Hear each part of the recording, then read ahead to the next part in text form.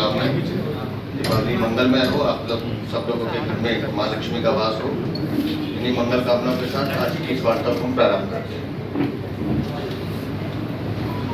साथियों, कल माननीय प्रधानमंत्री जी को हम सबने सुना।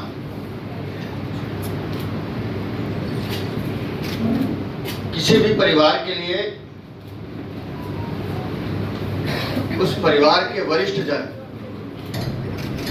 हम उन्हें माता पिता कहें, दादा दादी कहें, नाना नानी कहें, या ताया ताई कहें, या चाचा चाची कहें, जो भी हमारे वरिष्ठ जन हैं,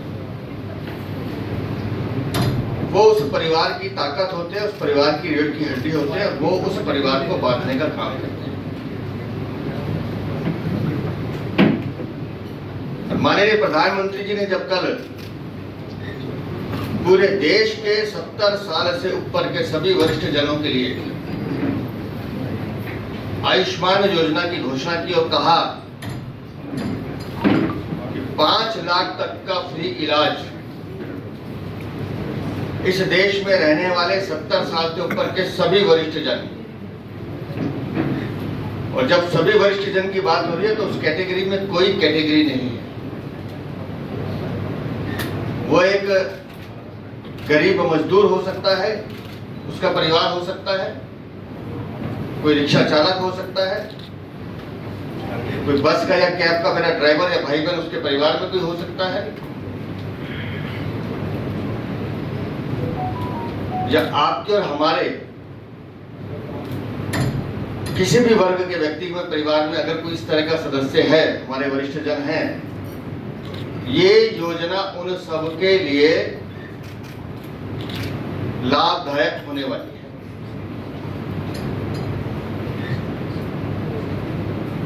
उनतीस अक्टूबर 2024 को जब माननीय प्रधानमंत्री जी ने यह घोषणा लागू की,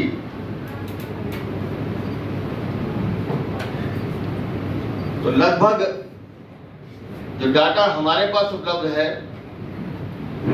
6 करोड़ से ज्यादा इस योजना के लाभार्थी होने वाले हैं। लेकिन जब माननीय प्रधानमंत्री जी इस योजना की बात कर रहे थे तो उन्होंने अपने मन की वेदना भी हम सबके सामने रखी कि हमारे दिल्ली के जो बड़े बुजुर्ग हैं,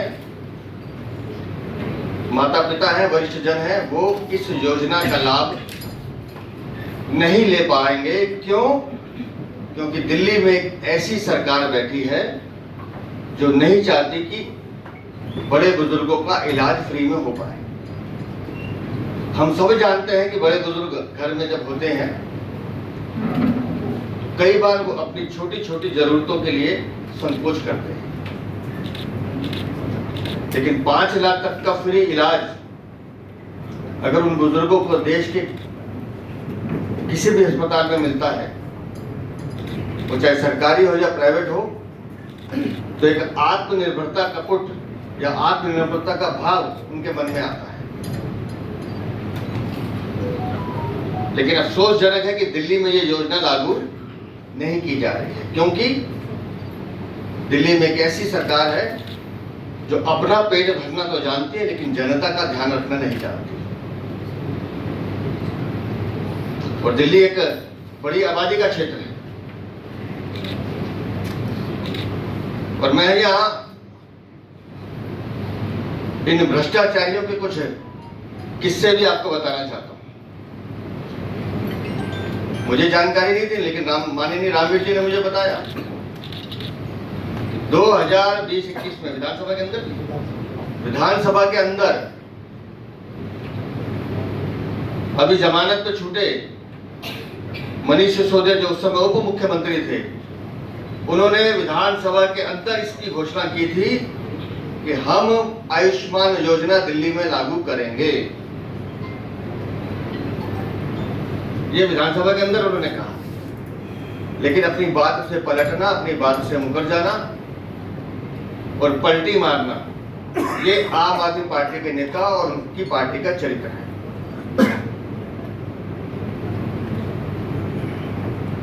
और माननीय प्रधानमंत्री जी की वेदना इसलिए थी कि चाहकर भी वो अपने उन बुजुर्गों की सेवा नहीं कर पा रहे दिल्ली में। बाकी सब राज्यों में होगी, पश्चिम बंगाल और दिल्ली अपवाद है। अगर देश का प्रधानमंत्री, जो पूरे हिंदुस्तान का प्रधानमंत्री है, हर भारतीय नागरिक का प्रधानमंत्री है, वो सबका भला करना चाहते हैं, सबको आगे बढ़ाना चाहते हैं, सबका साथ लेकर चलना चाहते हैं, लेकिन ये दो सरकारें ऐसी हैं जो तुच्छ राजनीति के लिए, अपने स्वार्थ के लिए जनता के हितों का गला घोट रही है।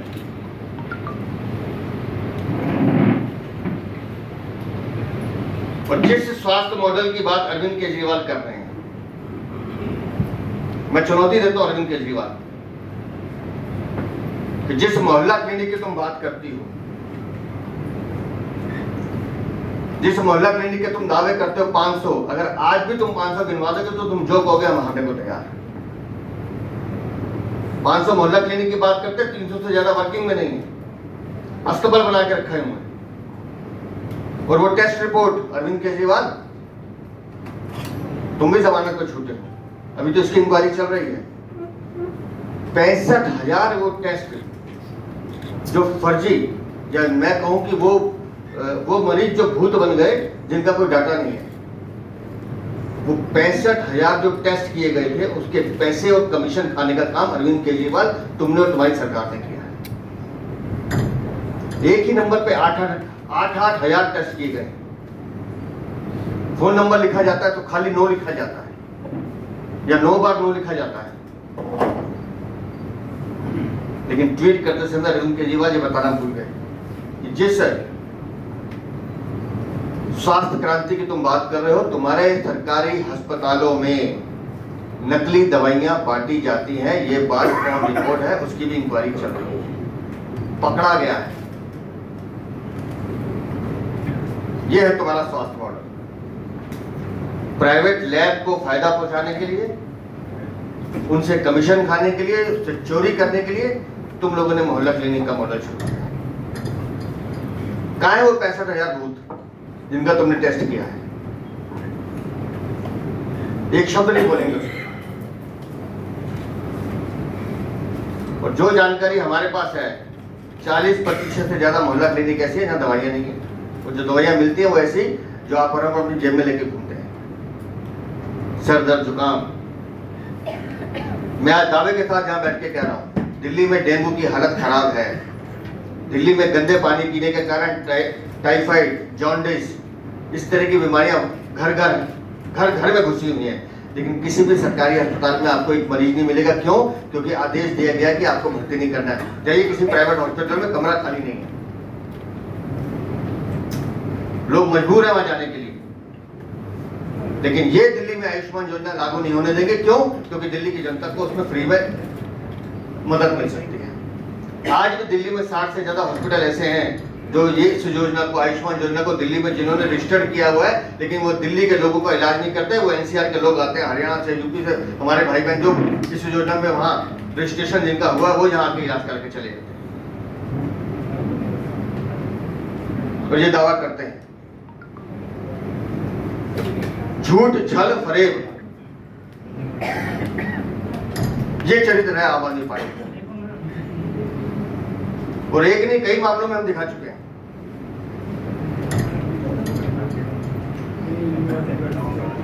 क्योंकि दिल्ली के हमारे वरिष्ठ जन, हमारे नागरिक, ये उनके जीवन, उनके स्वास्थ्य से जुड़ा हुआ मुद्दा है। तो कल जब माननीय प्रधानमंत्री जी अपनी वेदना व्यक्त कर रहे थे, उसी समय हमारे सभी सांसदों ने एक निर्णय लिया। अरविंद केजरीवाल की इस घिनौनी साजिश के खिलाफ